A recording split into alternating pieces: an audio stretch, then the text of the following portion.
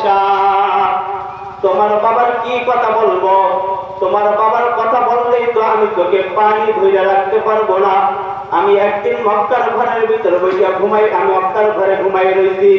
ওই সময় গভীর রাত্রে সমস্ত দুশ্মনরা এসে আমার বাড়ির চারো কিনার দিয়ে ঘেরাও করেছে, চারো কিনার দিয়ে ঘেরাও করেছে।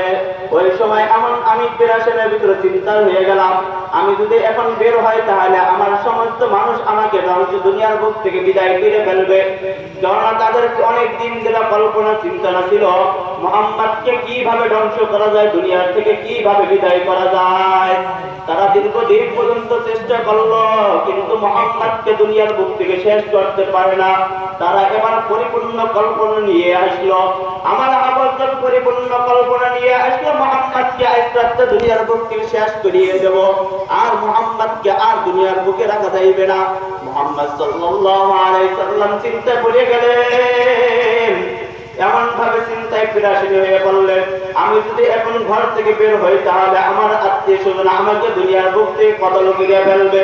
মুহাম্মদ সাল্লাল্লাহু আলাইহি সাল্লাম যখন পেরেশানি পড়ে গেলেন, আল্লাহ তাআলা জিবরাইল আলাইহিস সালামকে পাঠিয়ে দিলেন, ও জিবরাইল পয়গম্বর, আপনি কোন চিন্তা করেন না, পেরেশানি করিয়েন না। আমি যেইভাবে কোরআনকে হেফাজত করব, আমি আল্লাহ মুহাম্মদকে আপনাকে হেফাজত করব। আল্লাহ তাআলা ডাকতে বললেন, ও পয়গম্বর, ও আমার বন্ধু,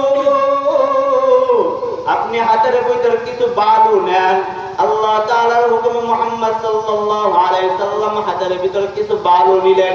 বালু নিয়ে আল্লাহ তাআলা ডাকতে বললেন, ও আমার বন্ধু, আপনি কোরআন থেকে, আপনার পবিত্র জবান থেকে কিছু কোরআনের আয়াত তেলাওয়াত করেন। আল্লাহ তাআলা তাআলার হুকুমে মুহাম্মদ সাল্লাল্লাহু আলাইহি সাল্লাম কিছু বালু নিয়ে সূরা ইয়াসিনের কিছু আয়াত তেলাওয়াত কইরা ওই কাফেরদের মুখের ভিতর নিক্ষেপ করলেন। সমস্ত কাফেরদের চেহারার উপরে গেলেন, ছিটিয়ে পড়লেন, কোন কাফেররা চোখে দেখে না। আল্লাহ তাআলা বললেন, হে মুহাম্মদ, আপনি এখন ঘর থেকে বের হইয়া, হিজ্জতের কথা তো আগেই বলা হয়েছে, এখন হিজ্জত হওয়ার জন্য আপনি প্রস্তুত না। মুহাম্মদ সাল্লাল্লাহু আলাইহি সাল্লাম হিজ্জত যাওয়ার জন্য মদিনার দিকে রওনা করলেন। মদিনার দিকে যখন রওনা করলেন, রওনা করার সঙ্গে সঙ্গে এক দরবারে যে আবু বকর রাদিয়াল্লাহু তাআলা ঘরে যে সালাম দিলেন। যখন সালাম দেওয়ার সঙ্গে সঙ্গে আবু বকর হাজির দিলেন, লাব্বাইক ইয়া রাসূলুল্লাহ। নবী আশ্চর্য হয়ে গেলেন, ও পয়গম্বর, নবী আশ্চর্য হয়ে গেলেন, ডাকতে বললেন, ও আবু বকর, এত গভীর রাতে তোমাকে আমি সালাম দিলাম, তুমি সালাম দেওয়ার সাথে সাথে তুমি লাব্বাইক ইয়া রাসূলুল্লাহ বললা, তুমি কি রাত্রে ঘুমাও নাই? আবু বকর ডাকতে বললেন, ও পয়গম্বর, আপনি তো আমাকে বহুদিন আগেই তো বলছেন আমি হিজ্জতের জন্য আপনার সাথে সফর সঙ্গী হব, তার থেকে ওই খোদার কসম, তার থেকে আমি একদিন রাত্রে বিছানার উপর পিঠ লাগাই নাই। আবু বকর মুহাম্মদ আল্লাহর নবী ডাকতে বললেন, ও পয়গম্বর, ও আবু বকর, আমি তোমার জন্য আমি কি করব, তুমি আমার জন্য এত পরিমাণ কুরবানি দিয়ে দিলা। আবু বকর ডাকতে বললেন, ও পয়গম্বর,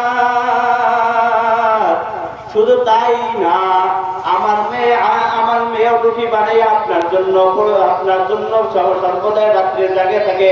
পয়গম্বর এখান থেকে সফর যাইবে, দীর্ঘ পথ সফর করবে, ক্ষুধা লাগবে, তাহার জন্য খাবার বানিয়ে আমার মেয়ে থাকে। নবী আবু বকর ডাক দিয়ে বললেন, তাই না, দুইটি সফর করার জন্য দুইটি উট কিনেছি, এই উট দুইটাও ঘোড়ের গোড়ায় তাকাই রয়েছে, মুহাম্মদ আসবে, তাকে নিয়ে সফর মদিনার পথে যাইবে, ঘুমায় না। আবু বকর রাদিয়াল্লাহু তাআলা আনহু এই কথা বলতে আছে, নবী চোখ দিয়ে পানি পড়তে আছে। নবী ডাকতে বললেন, ও আবু বকর, দীর্ঘ আগে তো আমার মা আমার বাবা চলে গেছে, আমি দীর্ঘ আগে এতিম হয়ে গেছি, আমার তো মা নাই, আমার বাবা নাই। এই গভীর রাতে তুমি আমার জন্য যেই পরিমাণ করছো, এইটা তো আমার জন্য ভোলা নাই।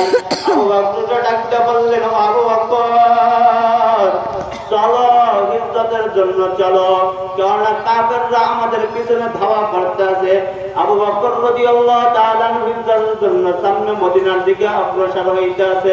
আবু বকর রাদিয়াল্লাহু তাআলা আনহু এবং নবী মায়ান নবী হাঁটতে আছে। আবু বকর এক পিঠ ডাইনে যায়, এক পিঠে বামে যায়, এক পিঠ সামনে যায়, এক পিঠ পিছে যায়। আল্লাহর নবী ডাক দিয়ে বললেন, ও আবু বকর, আপনি কেন এক পিঠ ডাইনে যান, এক পিঠ পিছনে যান, এক পিঠ সামনে যান, এক পিঠ পিছে যান? আবু বকর ডাক দিয়ে বললেন, ও পয়গম্বর, আমি ডাইনে যাই এই জন্য, যদি কোন শত্রু ডাইন থেকে আক্রমণ করে তাহলে আমার আবু বকরের গায়ে আগে লাগবে, তারপরে আপনার গায়ে। যদি আমি এক পিঠ বামে যাই এই জন্য, যদি আপনার কোন শত্রু যদি আক্রমণ করে তাহলে আমার আবু বকরের গায়ে জানি লাগে। আমি পিছে যাই এই জন্য, যদি পিছ থেকে কোন শত্রু আক্রমণ করে তাহলে পিছে জানি লাগে, আমার গায়ে আগে লাগে। আমি সামনে যাই এই জন্য, যদি আমার সামনে থেকে যখন আক্রমণ করে তাহলে আমার গায়ে লাগে। আবু বকর এই কথা বর্ণনা দিতেছে, নবী কাঁদতে আছে। নবী বললেন, আবু বকর চলো সফরের জন্য। আবু বকর রাদিয়াল্লাহু তাআলা নবী হিজরতের জন্য যাইতে আছে, দীর্ঘ পথ সফর দিতে আছে। হঠাৎ করে নবী ক্লান্ত হয়ে গেছে, নবী সামনে অগ্রসর হইতে পারতেছে না, আস্তে আস্তে নবী সামনে যাইতে আছে। হঠাৎ করে একটা পাথরের সাথে নবীর পায়ের সাথে ধাক্কা লাগিয়া নবীর পা কেটে গেছে। পা কেটে গেছে, নবী পাড়া দিতে পারে না, সামনে অগ্রসর রক্ত বের হইতে আছে।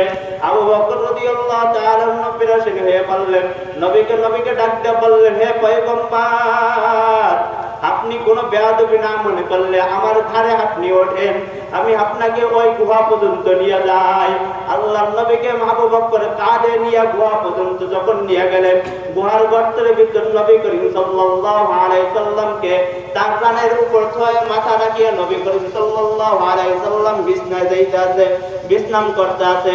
ওই সময় আবু বকর রাদিয়াল্লাহু তাআলা মাথার ভিতর চিন্তা, যদি এখানে ওই গুহার ভিতর অনেক গর্ত আছে, এই গর্তগুলো যদি বন্ধ না করা হয় তাহলে কোন সাপ বিচ্ছু পয়গম্বরের উপর আক্রমণ করতে পারে, আঘাত হানতে পারে।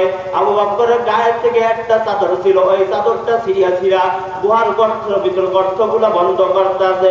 গর্তগুলো বন্ধ করতে করতে শেষ পর্যায়ে একটা গর্ত ছিল, কিন্তু ওই গর্তটা বন্ধ করার জন্য পর্যাপ্ত পরিমাণ কাপড় নাই। আবু বকর চিন্তা করলো, যদি এই গর্ত থেকে যদি সাপ বিচ্ছু বের হয় তাহলে মুহাম্মাদের উপরে আক্রমণ করবে, আমার মায়ার নবীর উপরে আক্রমণ করবে। আবু বকর নিজের পায়ের গুড়মুড় দিয়ে ওখানে ওই গর্তের ভিতরে ঢাকিয়ে ধরলেন। ওই দীর্ঘ সময় ওখান থেকে একটা সাপ ওই গর্তের ভিতরে ওখানে ছিল। তিনি ছিল, ওই সাপটা ছিল মায়ার নবী এখানে আসবে, আমি মায়ার নবীকে দেখবো। কিন্তু যখন মায়ার নবী ওই গর্তের ভিতরে চলে গেল, যখন বিছানায় আছে, সাপ সমস্ত গর্তের মুখের ভিতরে যায়, কোন গর্ত দিয়ে বের হইতে পারে না। সর্বশেষ ওই আবু বকর যে গর্তের মুখের উপর পা দিয়ে ঢেকে রাখছে, ওই পায়ের উপর আবু বকর ওই সাপ আস্তে আস্তে পায়ের উপরে হামলা করতে আছে, আক্রমণ করতে আছে, ঠোকর দিতে আছে, কিন্তু আবু বকর পা সরাইতে আছে না। সর্বশেষ আবু বকর সর্বশেষ সাপ ওই আবু বকরের পায়ের উপর সফর মারল। সফর মারার সঙ্গে সঙ্গে আবু বকরের গায়ের ভিতর বিষে জরাজন্ড হয়ে গেল, বিষ মাইকে গেল। আবু বকর রাদিয়াল্লাহু তাআলা বিষে ভ্রান্ত হয়ে গেল। হঠাৎ করে আবু বকরের চোখ থেকে নবী করিম সাল্লাল্লাহু আলাইহি সাল্লামের চেহারা মোবারকের এক ফোঁটা পানি পড়ল। আল্লাহর নবী ঘুম ভেঙে গেল। নবী ডাক দিয়ে বললেন, ও আবু বকর, আপনি কেন কাঁদেন? আবু বকর ডাকতে, আবু বকর কোনো কথা বলে না। নবী তাকায় দেখে আবু বকরের চেহারা বিষে বিরন্ন হয়ে গেছে। আল্লাহর নবী বোঝার কোনো বাকি নাই। আবু বকরের ওই পায়ের ওখানে নিজের মুখে লাগাই দিল। লাগাই দেওয়ার সঙ্গে সঙ্গে বিষ ভালো হয়ে গেল। এই কথা বিবরণ দিতে আছে হযরত আয়েশা রাদিয়াল্লাহু তাআলা আনহা কাঁদতে আছেন, নবী কাঁদতে আছেন। আল্লাহর নবী ডাকতে বললেন, ও আয়েশা, এই আবু বকরের এই একদিনের কুরবানি আমার উম্মত